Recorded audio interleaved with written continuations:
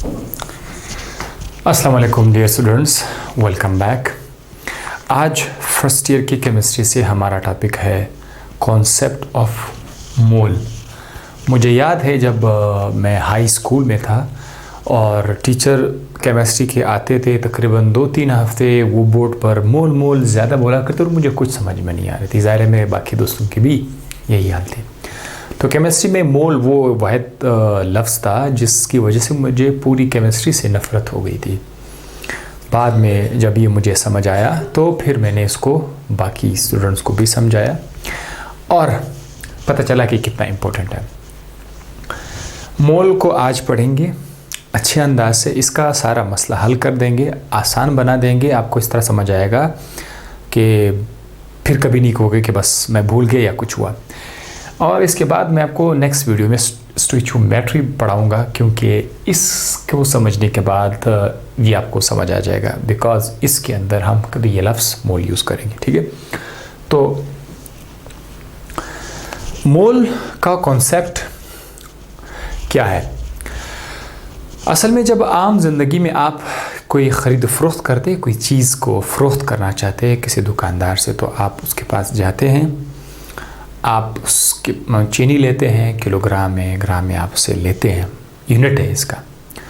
तो इसी तरह केमिस्ट्री की दुनिया में जब हम दो चीज़ों को आपस में रिएक्ट करते हैं तो उनकी अमाउंट हमें पता होना चाहिए, मिकदार। वो जो मिकदार है उस मिकदार के लिए हम यूनिट इस्तेमाल करते हैं, मोल। एक तो ये हो गया, बड़ा आसान। दूसरा, इसकी एक कन्फ्यूजन है कि किसी बात चीज़ों का मोल हमें कैसे पता चले। तो देखिए, मोल का डेफिनेशन लिखने से पहले मैं आपके सामने इधर मैंने एक एटम लिखा हुआ है।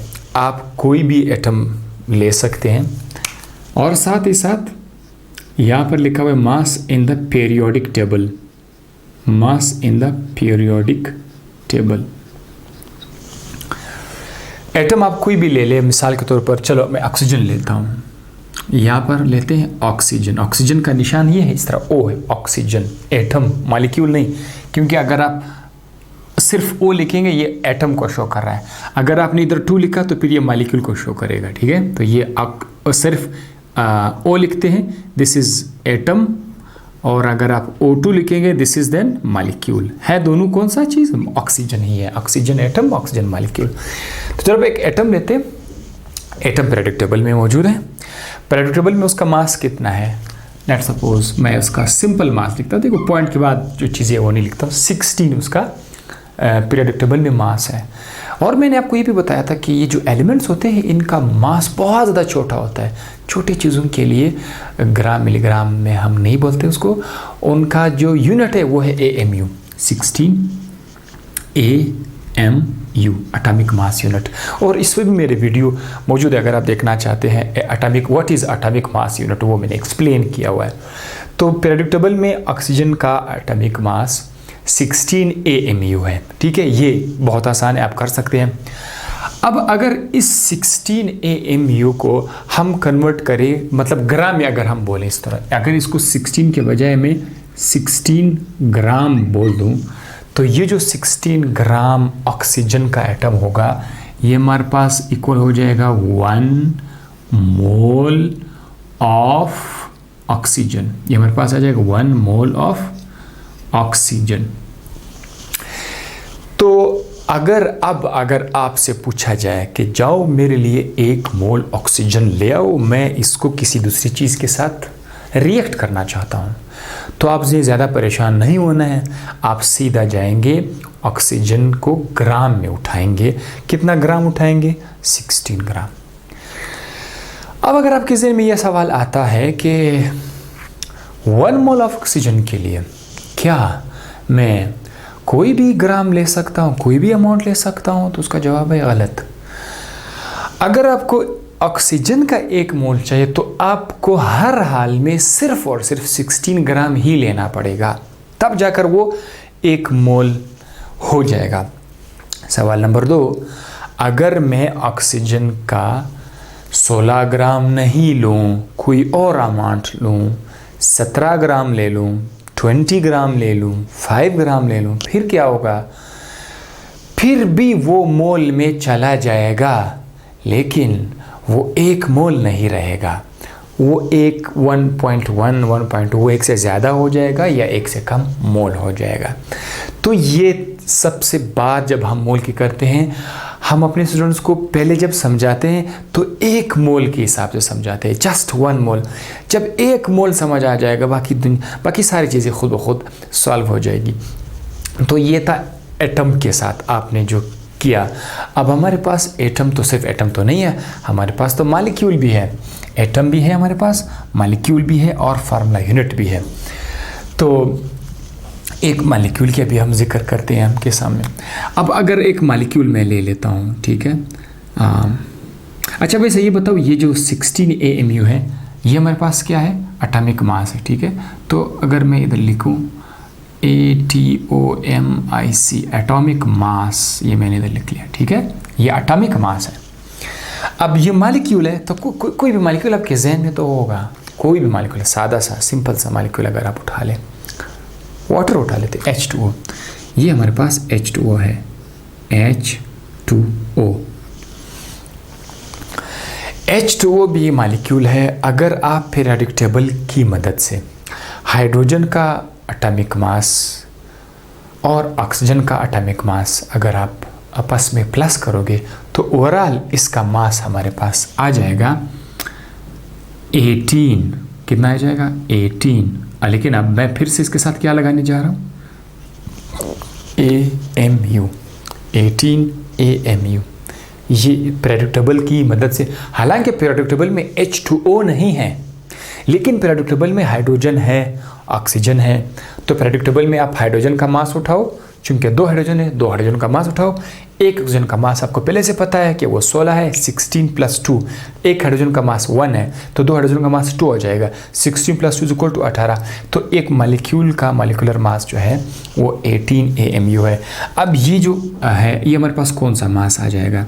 ब्रैकेट में मैं इसको लिख लेता हूँ। अब ये हमारे पास क्या आ जाएगा? मॉलिक्यूलर मास, मॉलिक्यूलर मास, या बाद लोग मॉलिक्यूलर मास बोलते हैं, मास।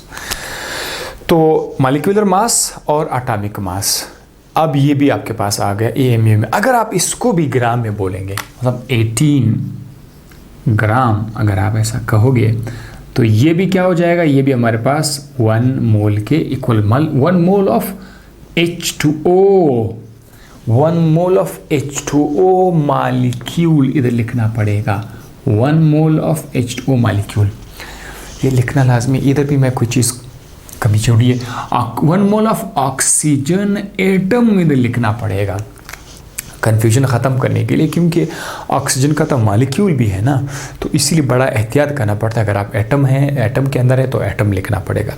ये हो गया आपका। अब कोई दूसरा मॉलिक्यूल भी आप यूज़ कर सकते हैं, लेकिन टाइम जाएगा। कार्बन डाइऑक्साइड का आप ले लो, ठीक है। आप लोग मेरे लिए कार्बन डाइऑक्साइड का जो है इस तरह कर दो कि कार्बन डाइऑक्साइड के 1 मोल के लिए कितना ग्राम आएगा, वो आप मुझे कमेंट बॉक्स में लिख के मुझे बता दें। फार्मूला यूनिट, कुछ ऐसे कंपाउंड्स होते हैं जिनका मॉलिक्यूल फॉर्म नहीं बनता, जो मॉलिक्यूल की शक्ल में एग्जिस्ट नहीं करते, और हम इस पर कभी बात करेंगे कि ये फिर क्या मसला है, मॉलिक्यूल एग्जिस्ट नहीं कर सकते। तो आज उसकी ज़रूरत नहीं, आज मैं आपको नहीं बता सकता। उन सब्सटेंस का जिनका मॉलिक्यूल एग्जिस्ट नहीं करता, मॉलिक्यूल फॉर्म एग्जिस्ट नहीं करता, वो एक एग्रीगेट में पाया जाता है, उनके लिए हम फार्मूला यूनिट यूज़ करते हैं, ठीक है। फार्मूला यूनिट, मिसाल के तौर पर इसमें मेरे पास एक एग्जांपल मौजूद है, NaCl, सोडियम क्लोराइड जो नमक है, इसके साथ हम कहते हैं कि मॉलिक्यूल की सूरत में ये एग्जिस्ट नहीं करता, सिर्फ अलग इंडिविजुअल मॉलिक्यूल की सूरत में एग्जिस्ट नहीं करता। जिस तरह का पानी अलग अलग यूनिट्स में एग्जिस्ट कर सकते हैं, वाटर ये नहीं करता, ये कंपैक्ट होगा, आपको मिलेगा। तो उसमें उस शक्ल में हम इसके लिए क्या यूज़ करते हैं? फार्मूला यूनिट यूज़ करते हैं। अक्सर जो आयनिक कंपाउंड्स होते हैं उनके साथ हम फार्मूला यूनिट यूज़ करते हैं। सोडियम क्लोराइड है, पोटाशियम क्लोराइड है, फार्मूला यूनिट इसके साथ इस्तेमाल किया जाता है। बाकी जो इनका मास है वो बिल्कुल सेम है। आप फिर से पीरियोडिक टेबल में जाएं, पीरियोडिक टेबल में सोडियम का मास आप उठा लेंगे 23 और 35, इसको अगर आप प्लस करोगे तो राउंड अबाउट ये आपको 58.5 दे देगा। Yes 58.5, this is 58.5 AMU। तो भाई इसका हमने मास लिख लिया। सोडियम का मास आपने पीरियोडिक टेबल से अलग उठाया, क्लोरीन का मास अलग उठाया, आपस में प्लस किया, ये बना। अब देखो अगर मैं इसको भी ग्राम में बोलूँगा 58.5 ग्राम, तो ये मेरे पास आ जाएगा 1 mole of NaCl, 1 mole of NaCl। अगर आप सोडियम क्लोराइड को रिएक्ट करना चाहते हैं और आप किसी छोटू से ये कहते हैं कि जाओ मेरे लिए 1 मोल सोडियम क्लोराइड लाओ, 1 मोल सोडियम क्लोराइड के लिए आपको 58.5 ग्राम पिक करना पड़ेगा।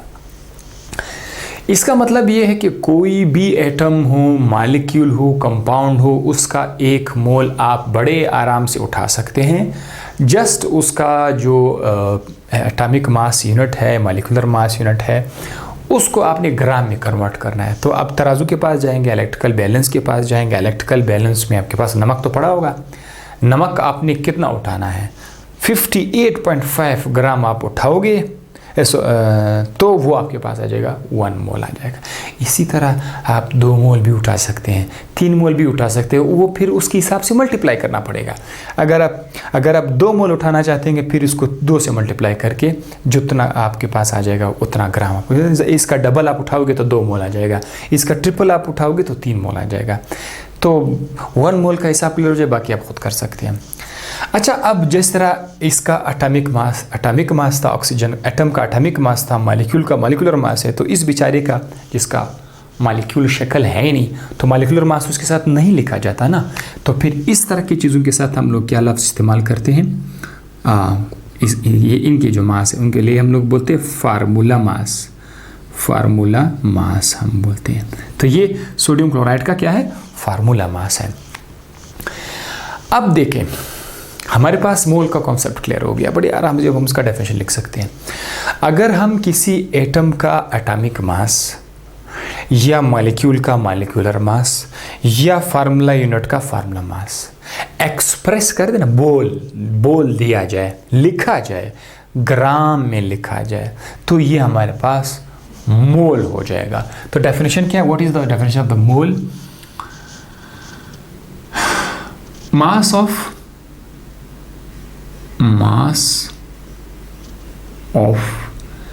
an atom, molecule or formula unit expressed in what? In gram. Expressed in gram is called मोल। अब ये मोल यहाँ से आपका जो सारा मसला था वो हल हो गया। तो अब आप जाओगे कार्बन डाइऑक्साइड का, मुझे बताओगे कि कार्बन डाइऑक्साइड, पहले तो ये चेक करो कि आया ये मॉलिक्यूल है या नहीं है, ठीक है। मॉलिक्यूल के बाद आप पता लगाओ कि इसका जो एटॉमिक मास यूनिट है वो कितना बनता है, फिर इसका 1 मोल आपने मुझे बताना है, ठीक है, कार्बन डाइऑक्साइड का। ये भी आपका एक होमवर्क है मोल के लिए। अगर आपको ये मोल समझ आ गया तो स्टोइचियोमेट्री नेक्स्ट वीडियो में वो आपको भी समझ आएगा। और साथ साथ नेक्स्ट वीडियो आ रही है एवोगैड्रोज नंबर का, एवोगैड्रोज नंबर में भी यही चीज़ें यूज़ होंगी, तो इंशाल्लाह वो भी आपका हल हो जाएगा। इसके साथ ही मुझे दीजिए इजाज़त, दुआ में याद रखिएगा। अल्लाह हाफिज़।